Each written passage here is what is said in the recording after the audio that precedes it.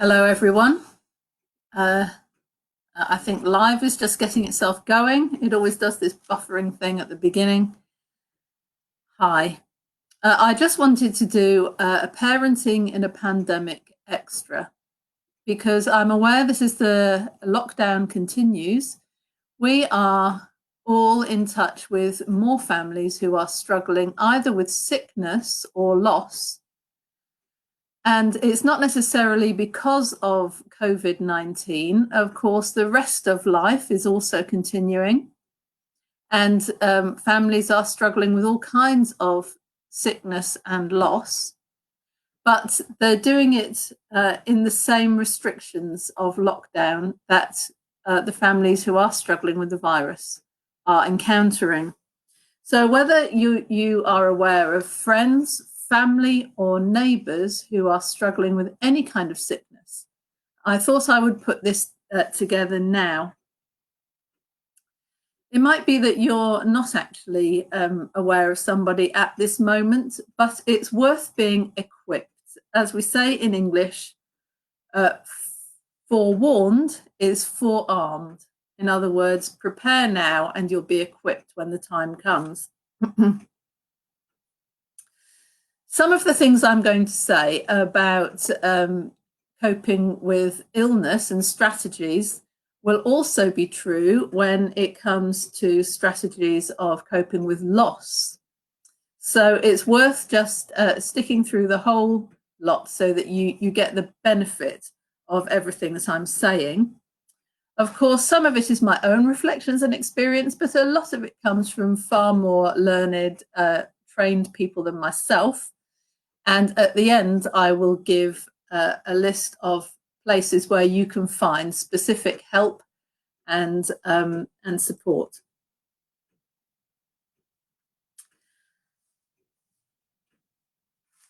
Okay.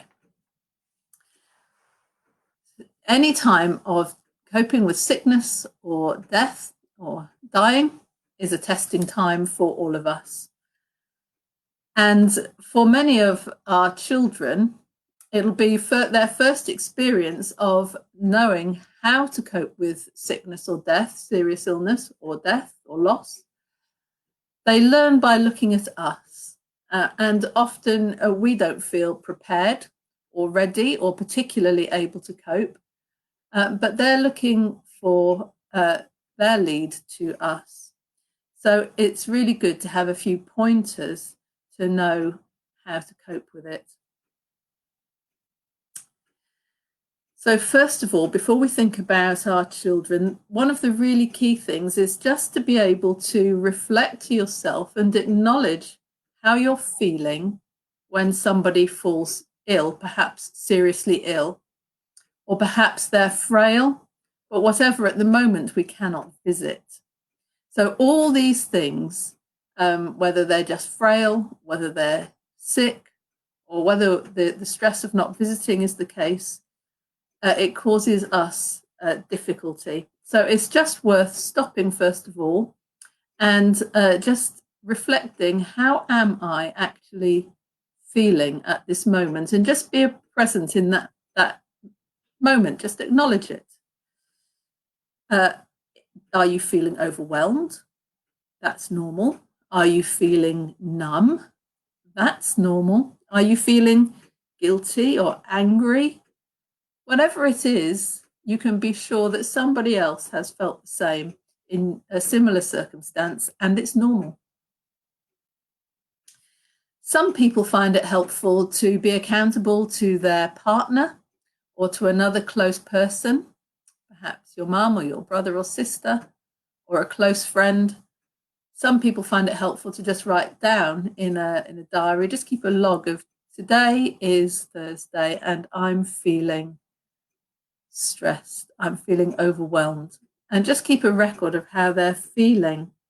It helps you to think more clearly in the circumstances, and it helps you to feel more in control just because you're more aware of yourself and the toll that it's taking.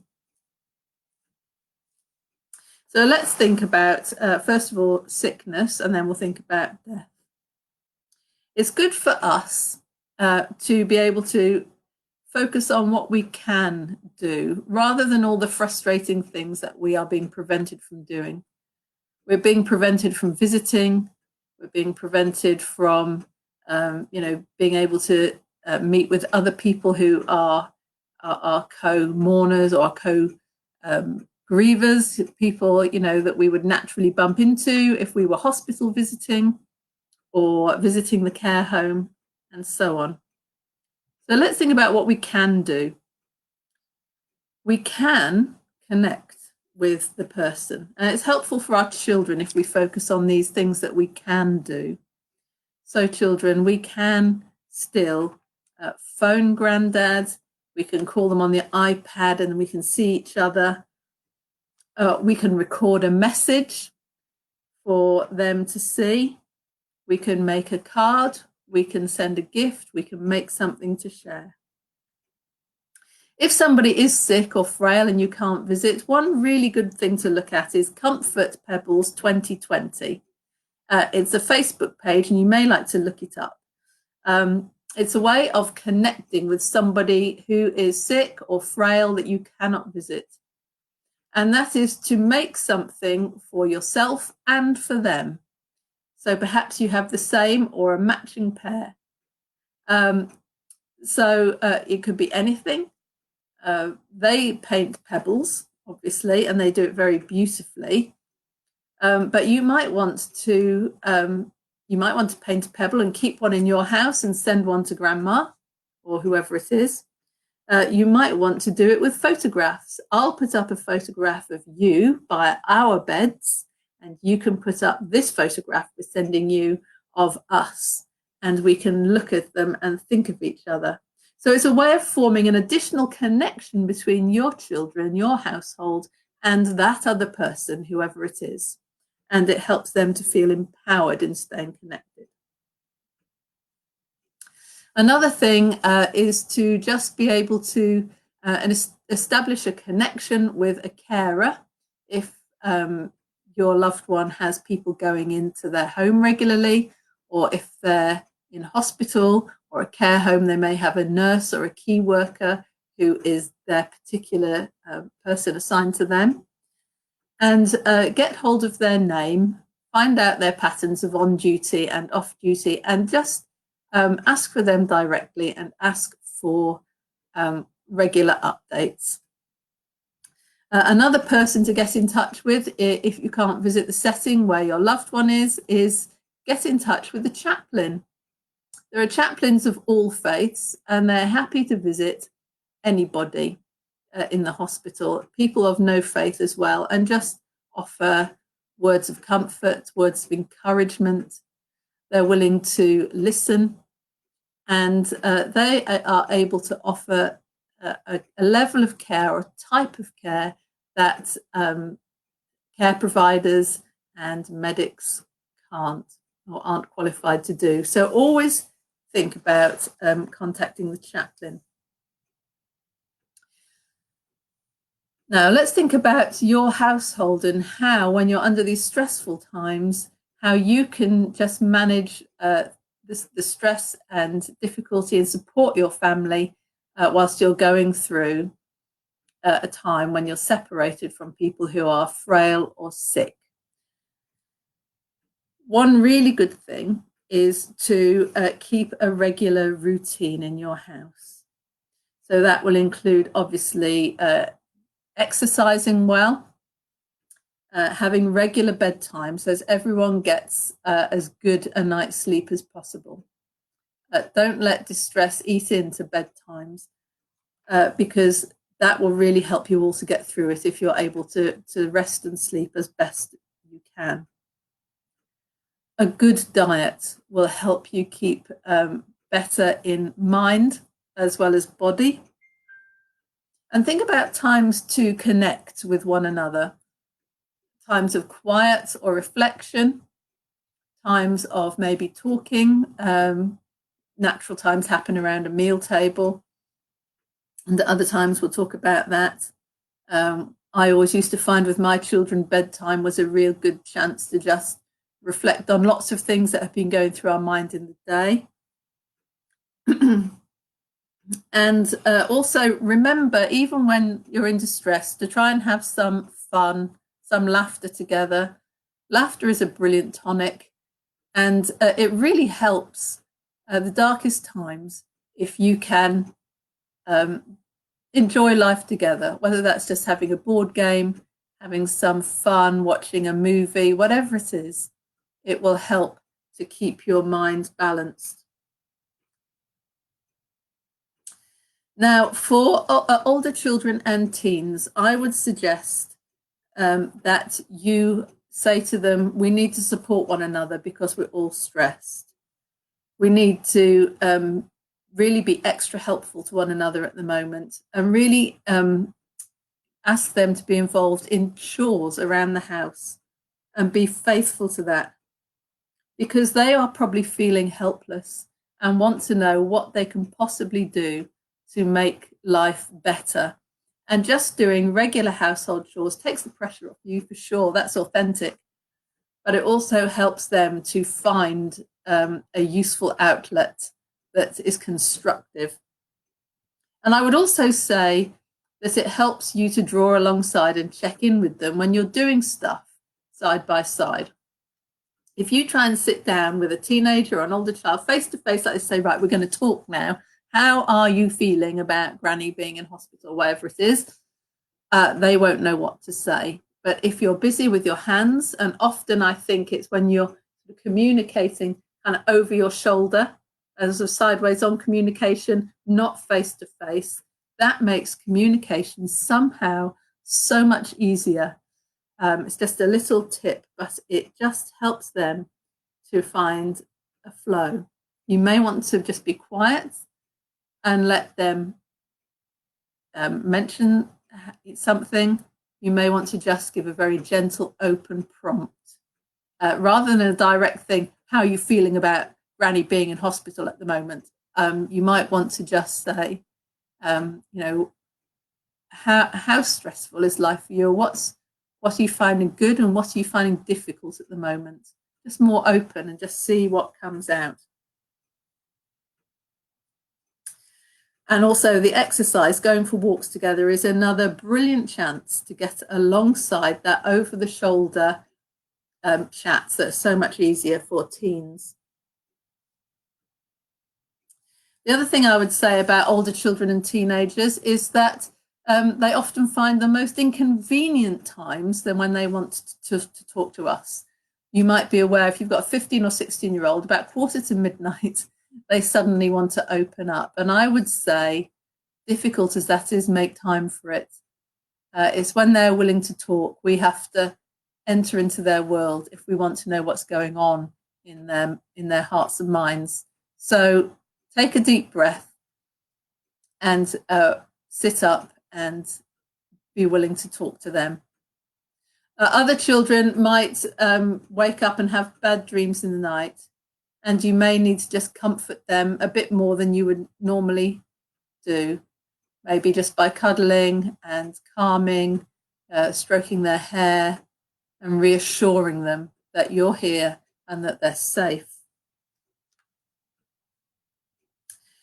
When you talk to children about the situation, you need to just think about what it is that you want to say to them. You need to be honest and you need to be clear. You need to use the right language, not dress it up in sort of, we often try and make things slightly obscure by using slightly vague language, but it's best to be honest, clear, and simple. Think ahead and plan what it is you're going to say, and use short sentences, especially with younger children. You might want to say, Nanny is sick, full stop.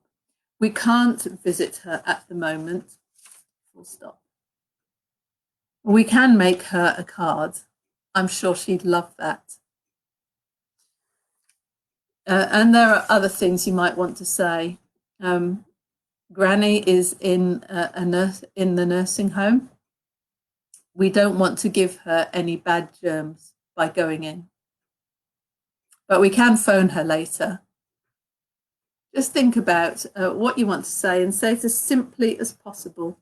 And I would say make time for questions. We often dread questions because we think we won't know the answer. They'll ask something very complicated or philosophical. And that might be true. But do allow children time to ask questions, even if we have to say, I don't know that. Perhaps we need to look it up. Perhaps when we phone, we can ask the nurse or her carer. But there are some questions children will say, what will happen if or when, that you honestly won't know the answer to. You might want to say, that's a great question. What do you think? And then you can say, well, I think this, but we don't know. We might have to wait and see. This just stops their feelings and anxieties from being bottled up. Asking the question for them is a real release, even if we can't tell them a factual answer. The other thing that I would say when talking to children about relatives or friends or neighbours who are sick is that you will need to express your feelings. So you might say, I'm really sad that so-and-so is ill, but it is okay to feel sad, and I'm okay. So you're saying that you are feeling what you're feeling, but it's okay. And it's a good model to them. They might be feeling confused or uncertain. You might want to say that you're feeling confused and uncertain, and that's okay. That is part of life. This feeling is part of life. And even when people are poorly or frail, and we have questions, sometimes it's good to have an I wonder folder or box.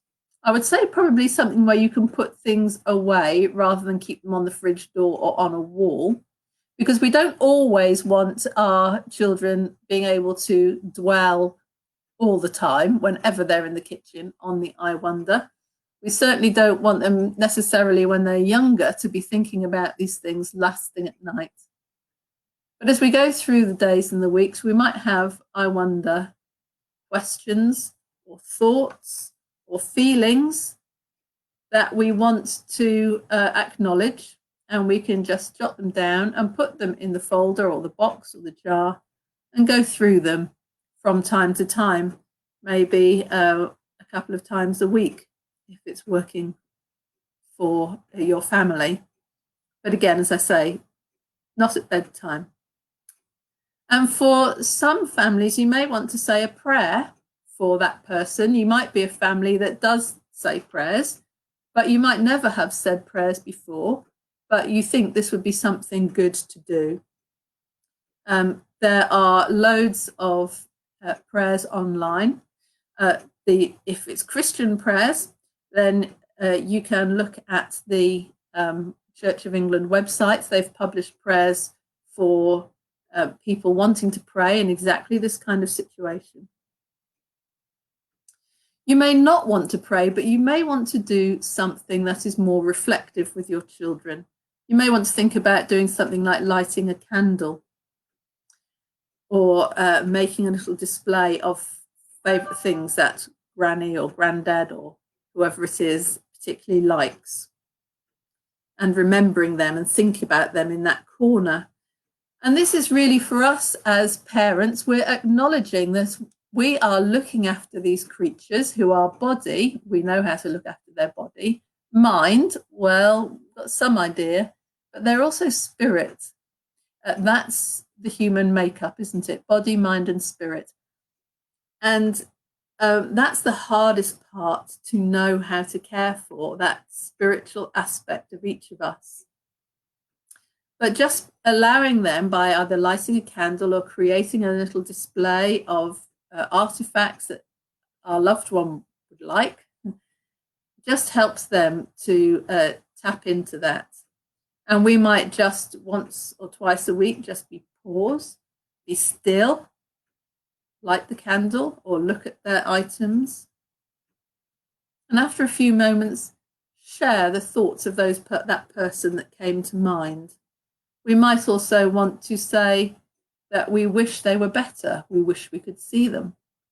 This is all helping to deal with that inner part of your child's life and well-being.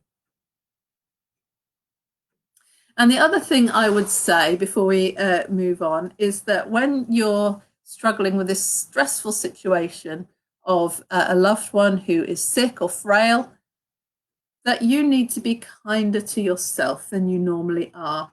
And your whole family needs to be kind to themselves. So you may want to say to your family that this is the case, and ask everyone to make a list of things that they will find either calming when they feel upset, or things that will distract them from being worried all the time. You may want to make that list together, like we love movie nights as a family, we love board games, we like crafting, and we'll try and do that. But older children may like their own list. I like to listen to my music. I like baking. I like having a hot bath or reading a book. So that's, and just make sure that when people are upset that they remember they've got their list of things to distract them and to calm them and to help them get through each day. So now I want to go on and think about if your loved one sadly passes away. And again, a lot of what I've said is still valid for if your loved one actually dies. The whole thing about routine is important. Making sure that life for your children remains as normal as possible. I would say that my own father died when I was 9 years old. And one thing my mother did, and she would say she did it in ignorance, but she continued to send us to school every single day. Even he died in the early hours of the morning. She got us up and sent us to school, probably because she hadn't processed enough how to approach it. But she sent us to school that day, and then after school we found out that our dad had passed. I would actually say you might be horrified at that, but that's actually helped me as a 9-year-old to have that ordinary day and learn kind of mid-late afternoon what had happened in the night. I would also say she also sent us to school on the morning of our father's funeral. And it was really great to be involved and rooted in normal life. So although I don't recommend that, just think about ways you can keep normality in your life as much as possible. It will help your children. And the thing about continuing to support one another by doing chores, again, it's a great way in which your children can know that they are doing something actively to help. The clock is going to chime soon.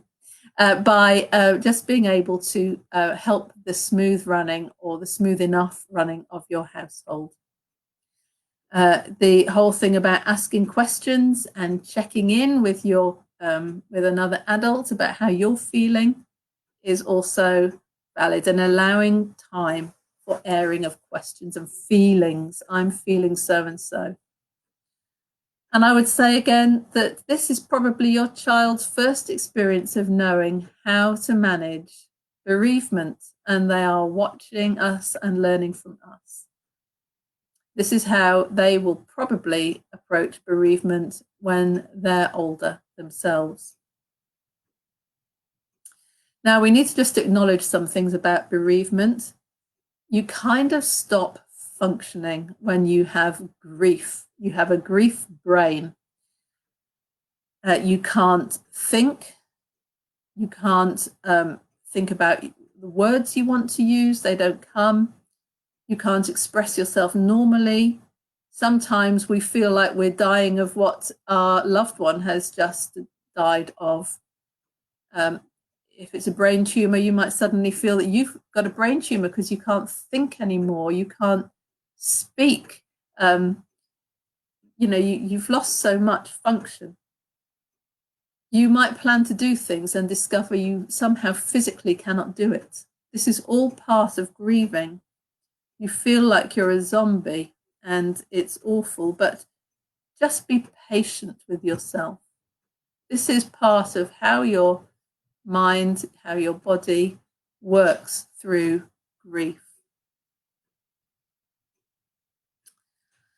Now, supporting our children to grieve and just to handle the situation of loss. The first thing I would say is you need to think about what the values are that you have in your house. What are your beliefs around death? You might be a family of faith. You might be a family that doesn't have a faith. You might be a family that's open to faith or a family that's not. So you will have your own thoughts, values, approaches to death. And that will be how you will want to approach it as a family, and that's fine. But I would just say a couple of caveats about that. I'm sure that you as an adult are aware that your belief system is probably slightly different to your parents, sometimes radically different. Or you might have the same beliefs, but approach it slightly differently. And we want to allow our children over time, and as they experience these situations more, to develop their own approach to life, to death, to expressing loss, to their belief about an afterlife or no afterlife. So certainly you want to share your own values at this time and how you approach it, but give them space to find their own way through. So, for example, if you're saying family prayers and one of your children does not want to join in, that's fine. We mustn't force them. We cannot force people into believing in a certain way. We don't want to force them into the trappings of believing a certain way. So, I'm sorry about that. Ask not for whom the bell tolls. So,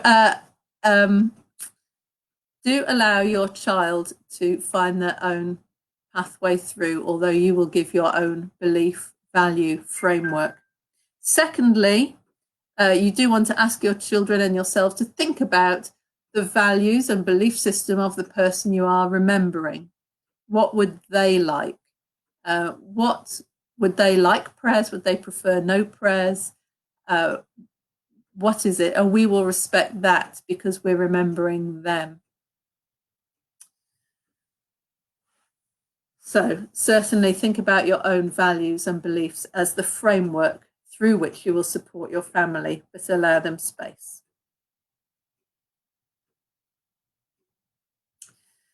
Now, we are feeling more isolated at the moment than we normally would. Normally, we find comfort in meeting with our siblings, with the other members of our family and our friends. We often hug one another, don't we? And spend time together in lots of different ways. So I would say find as many ways as possible to connect with other people feeling the same loss, whether that's family, friends, or neighbours, and find creative ways to express that loss. Obviously, creating a specific chat group or Facebook page or something will go a long way to helping. Making time, however often, for Zoom chats or similar other chat formats are available, then that's also helpful.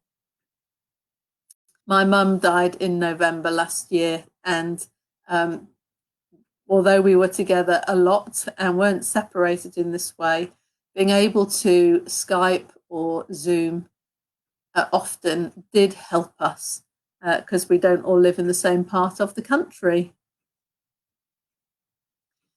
Being connected to nature and exercising outside, filling your lungs with fresh air and seeing the spring springing can give real comfort. It's poignant, but things are going to be poignant. We mustn't try to not to suppress feelings or to not express feelings. That won't help us.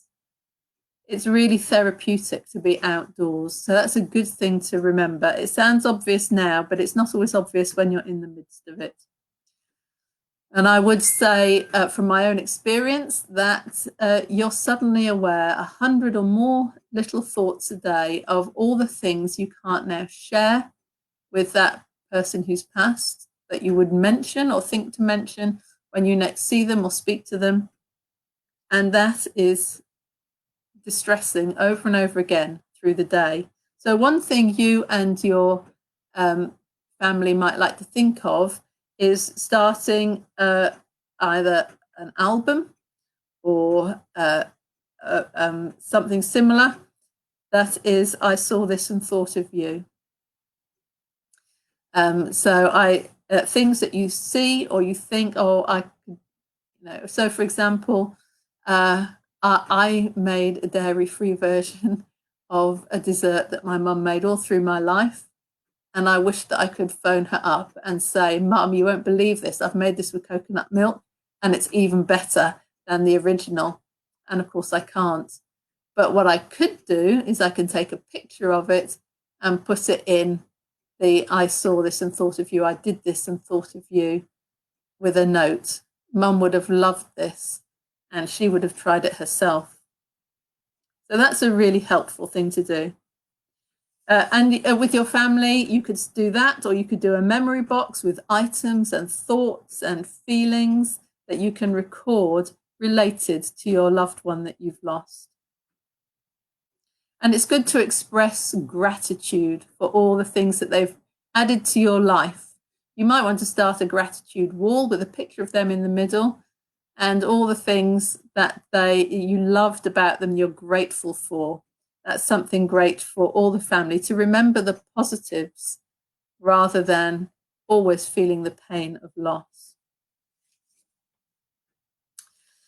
Now, I want to also just say we're aware that only 10 people can attend a funeral at the moment, so it could well be that you cannot attend the funeral that you would love to attend.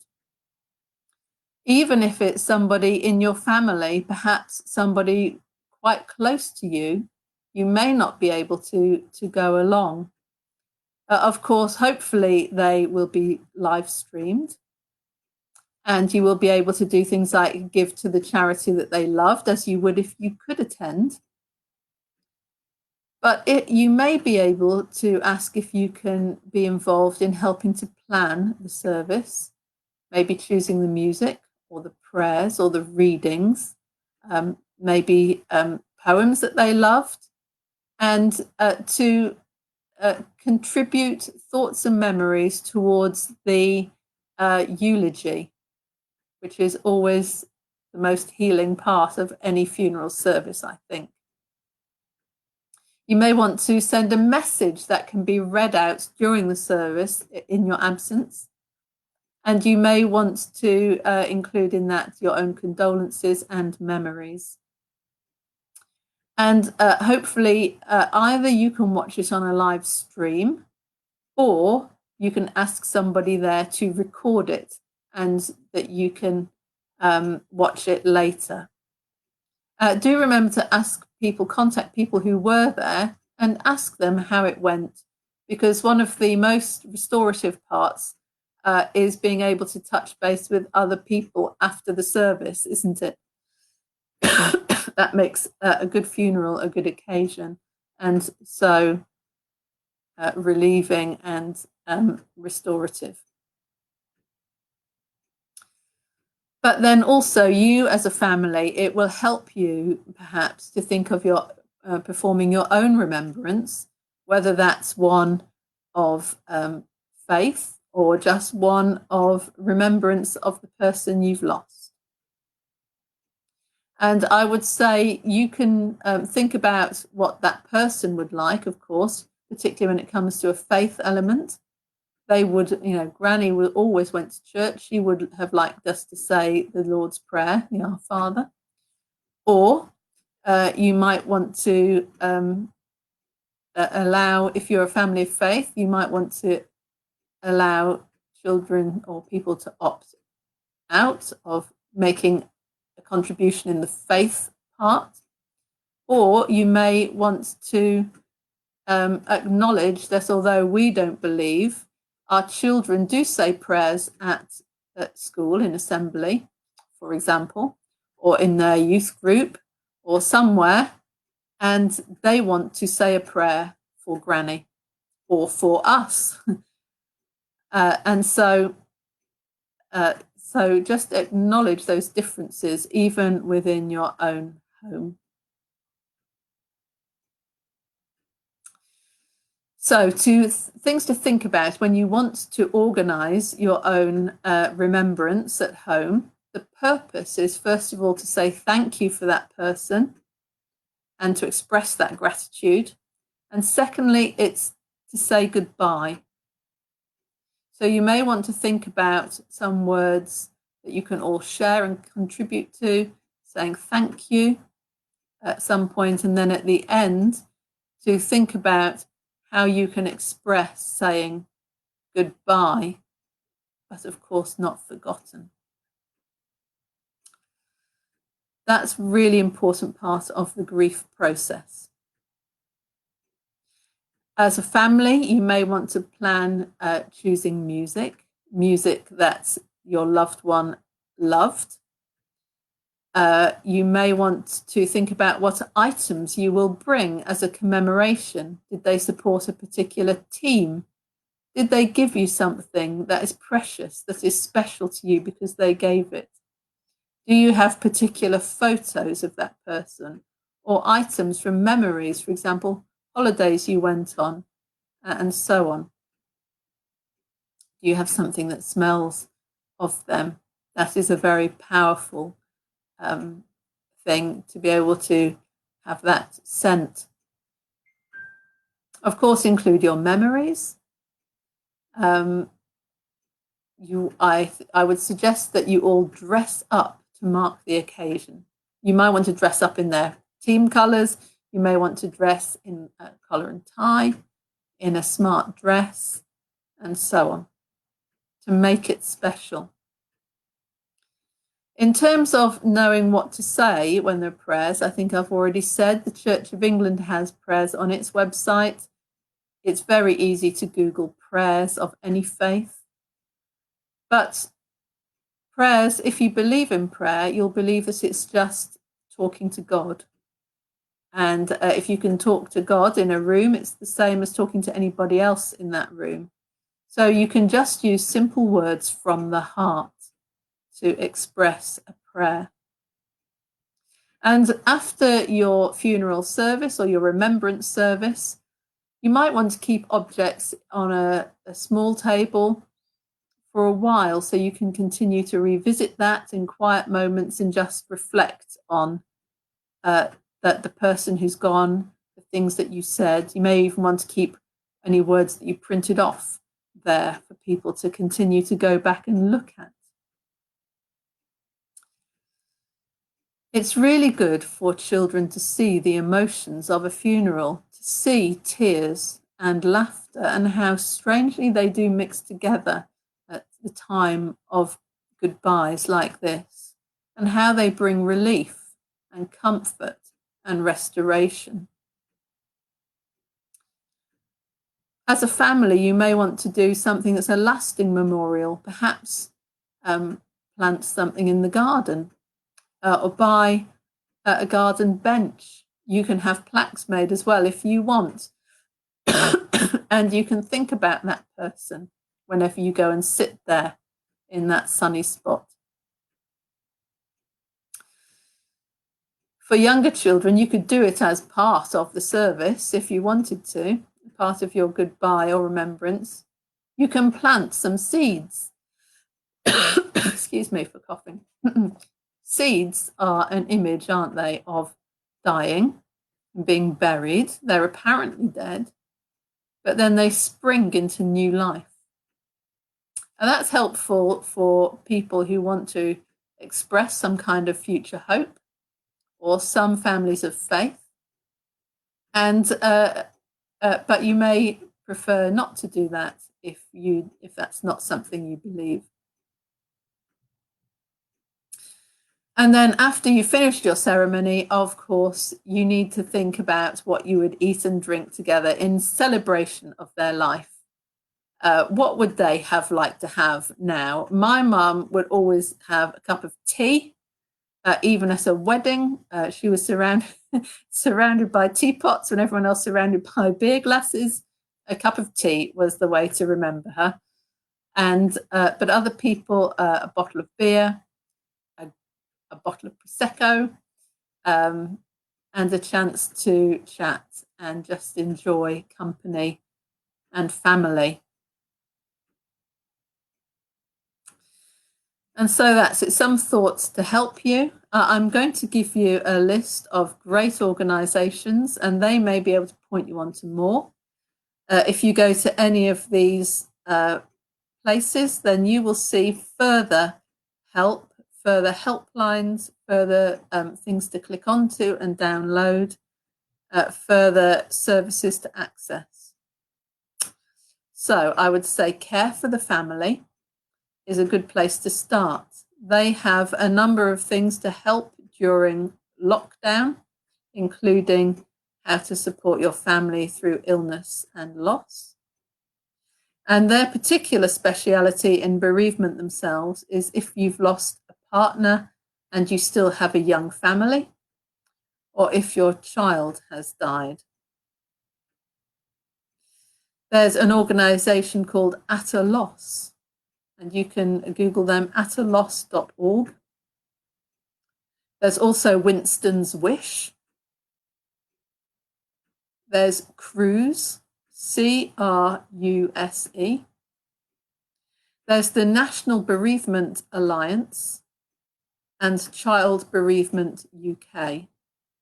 They all have great support for people going through difficult times of illness, separation, and loss.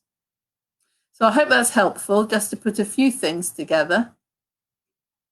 And I'm going to put this up on our Facebook page with all our other Parenting in a Pandemic videos for you to refer back to at any point. Thank you, and I'll be back next Wednesday with a regular edition of Parenting in a Pandemic. And I'm thinking about preparing ourselves and our teenagers for life after the lockdown is over, so that we're ready for the bonkersness that may ensue. Anyway, that's it for now.